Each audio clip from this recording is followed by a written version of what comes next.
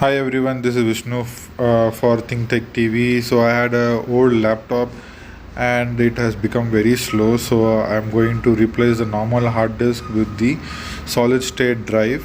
This is HP15 AC028tx. I searched for the same model on YouTube and I could not find the exact model where they have mentioned how to do the hard drive replacement. So let's try to go ahead and do the hard disk replacement. As I mentioned, the model number is HP AC028tx. Few laptops are very easy to open. However, this laptop is a bit tricky.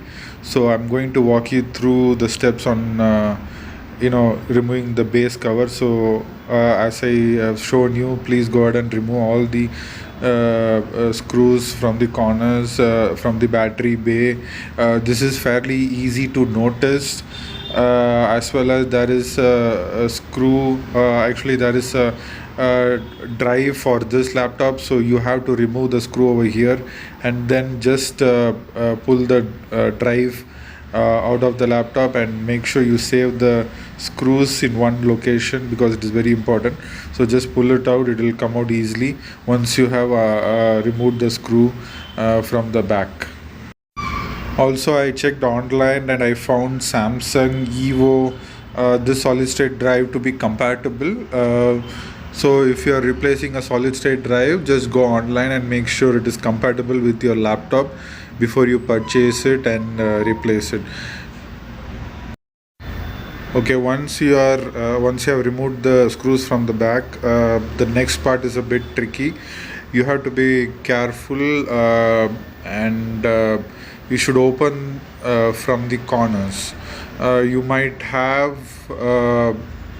these corners are very, they don't have much gap, so you might have a clip at home or something similar, which you can use, and you have to push it from the end and just lift it. You will hear a bit of cracking, and it'll come out. So make sure you use something like this, which should be available at most of the homes, or you might have to find something similar to go ahead and release the clips from the corners.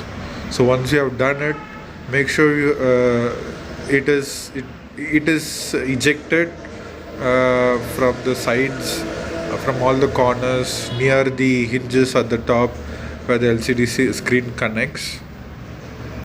So if you have done everything as mentioned before, there's two more screws which are hidden under the where the battery bay is, just under the bush, like, which is, I'll show you how it looks like. So it's hidden under that. It's a small rubber which is placed on top of it, and under that there is a screw. And after removing most of it, I was having difficulty and trying to understand why it is not coming out. So this is the reason. If you see, there's a kind of a rubber which was kept for kept, and underneath that there are two screws which had to be removed. So without that you cannot remove the back cover. So make sure these are removed, and it is easy. So this is one tricky part where none of the videos have shown in YouTube. So once I remove it, just remove the back cover and you'll find the laptop components. So that's the main part, and let me keep it aside. Okay, if you know how to open a laptop, I believe you know what is RAM is. So that is the RAM. Then there's a fan. Then there's a hard disk. So we are going to remove the hard disk and replace it. So this laptop comes with maximum 8 GB. So there are two slots. However, one slot I have put 8 GB. This is a hard disk, and you have to remove the screws from the sides, and then just move it away from the clip which holds it. So once you remove few screws, disconnect the clip, it will come out, and then there are some holders to it. So remove the screws from the holders. Remember how to place it, so that you have to place the solid state drive similarly. So make sure you connect the holder as it is and place it in the same way, same way the solid state drive. So yeah, we are almost done with replacing the solid state drive. The solid state drive does not have the operating system installed. I plan to install Ubuntu on it. So yeah, we are almost done. And then this hard disk I would use as an external hard disk, and I'll buy an adapter for it. Probably I'll have a video on the adapter as well. So yeah, this becomes this drive is good, so I don't want to throw it away. So I'll be going ahead and using it as an external hard disk. So just place the cover and press it so that it clips to the uh, top cover.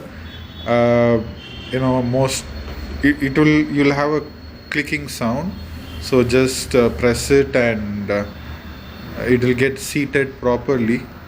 uh, yeah, I just have to make sure that there are no gaps from the corners. It's a bit hard to record a video and as well as work in setting up the laptop, so the views might not be as comfortable. But yeah, that's what I just want to put the video out, because same model video were not there. Okay, so just flip the laptop, and then start with the battery bay. Install the screws and make sure these are first added, so that the hinges don't come out, and then keep adding the screws on all the available places. Some screws were missed from the previous service. I had given to a local technician, so the screws are very important. Just don't lose them. And for the drive, make sure you connect it and place the screw so that it doesn't come out. Inserting a drive, you just have to move it up and down a bit and push it inside, and it will get seated, and place the screw. Like, just do a little bit of pushing, it will go inside and install the screw. So once we are done with this, we are almost we have come to the end of the video, where we have replaced the normal hard disk with solid state drive.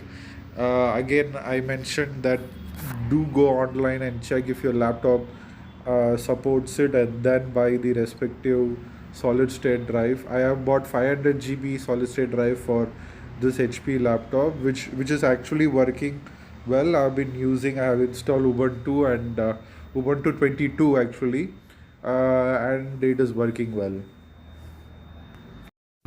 I'm going to power on the laptop and see if there are any errors. So I don't think there are any errors. Just blank. Okay, this is a fan error which I get. That's fine. That should not be an issue. Just press enter and it will go away. Okay, so this is loading. Actually, this is loading from the bootable USB which I have connected. So what I'll be doing is I'll be going to the live Ubuntu and installing the this actually has Ubuntu 21 LTS, and I'll install 21 LTS and then upgrade. Once you update all the packages, everything, it will give an option to upgrade. It was actually, I was not sure if that would work, but actually it worked. I installed 21, updated all the upgrades or updates, and then it gave me an option to upgrade to the latest version, and I did upgrade.